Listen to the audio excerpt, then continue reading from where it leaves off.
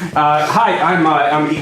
Clark, and as Chris said, I am an author. I've done acting here on this stage. I'm a director, but I like to try new things. And so you're wondering, why is there a camera over there? Well, my friend Brandon, a friend from the internet, I guess that's a disqualifier that needs saying. My friend Brandon last September decided he was going to film a video for every day that he was 40, and I, being up for the challenge, said, hey, I'm going to turn 40, and a couple of weeks later I started doing the same thing. So now, recorded for posterity, this video, and we'll see whether or not I completely bomb here with you folks. And I'll be able to relive it as many times as I want, if in fact I do. I set myself a little timer there. One of the other things that I've tried out this year is poetry. I'm not usually a poet, but I wanted to see if I could get good at it. And so I recalled a particular event that we used to hold at my college called Bad Poetry Night, where we would encourage the poets in the audience to write the worst poem they possibly could in under 5 minutes.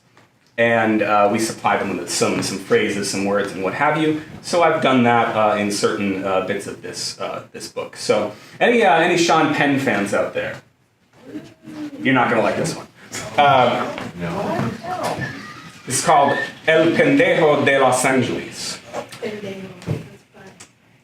After the earthquake, Sean Penn brought elderly Japanese men to the people of Haiti because he learned that in LA County Jail, you can trade 200 cigarettes for Asians who aren't good at math.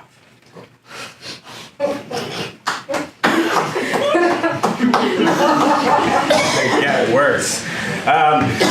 This one's called the Blossoming of Ayn Rand.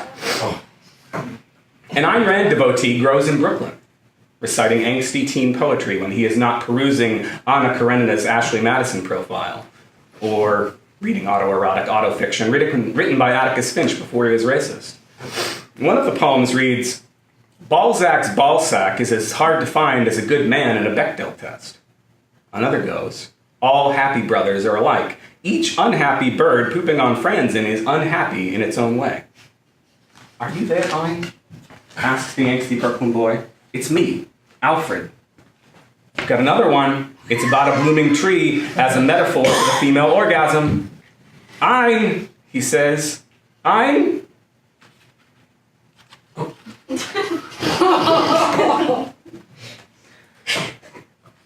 It's going very, very well. This one, a lot of these came from taking cards out of the game Cards Against Humanity and seeing what I could do with them. There's another game called, what is it called? Paper Cuts. It's very similar. Some of these came out of it as well. This one is called a penny for your peni. Why do I hurt all over, he asks me, by way of his puppy dog eyes and his slobbering tongue. Is it the crumbs all over the goddamn carpet, or my assless chaps? Or both? And the truth is, I don't know. The only thing I am certain of anymore is that touching a pug right on his penis is a slippery slope that leads to a micro-pig in a tiny raincoat and booties chasing the entire Mormon Tabernacle Choir into the dreams of Donald J. Trump on the eve of his second inaugural. And I'm also sure that if we ain't careful, old Donny Boy will forget to cut the part out of his speech where he goes on about how life for American Indians was forever changed when the white man introduced him to Roadhead.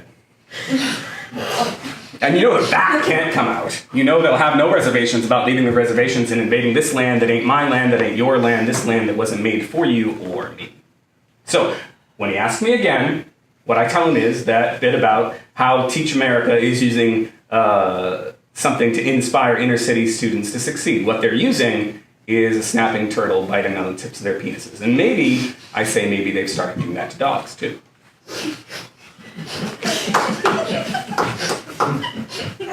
Oh, there's one. This one is the last one that I'm going to do for you. It's called It Is Over, Four-Leaf Clover. This one was particularly challenging because there was a gentleman by the name of Nick Rapatrazone, whose name I've just butchered, and of course he can find it on the internet because it's on video. He challenged a bunch of people to write the best, worst poem that they could using a selection of very carefully chosen phrases and only 4 or 5 words of their own choosing. So this is the best, worst that I could come up with. It is over, 4-leaf clover. Don't yell fire in the theater. Do your job and sweep the leaves into the moat.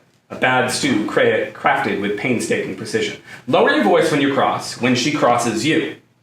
When she says, I hate your beard. When she says, where did Dave Chappelle go? Lose the attitude, order penne with vodka, say, I'll have the house dressing, but don't say, there's too much oregano in my marinara, even if it's true. Your love is as awkward as an aardvark, misshapen, a postage stamp, baby, with no tongue for it. Or it's violet, the tongue, a snack in a tin, a snippet.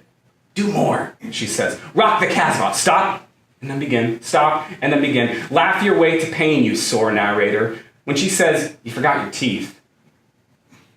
It is over, 4-leaf clover. Count your blessings when she says, please cancel my subscription. No more Ted Williams, John Bon Jovi, the Food Network. No more, we watch Dazed and Confused in earnest. No more, I've never seen Mean Girls. Stop and then begin, stop and then begin. Twins was a decent movie, she says. Really? Don't yell fire in the theater. Thank you very much. I believe this is a Clark. If you're interested in this book or any others, you can find me on Amazon or at clarkwoods.com. And now the video's over.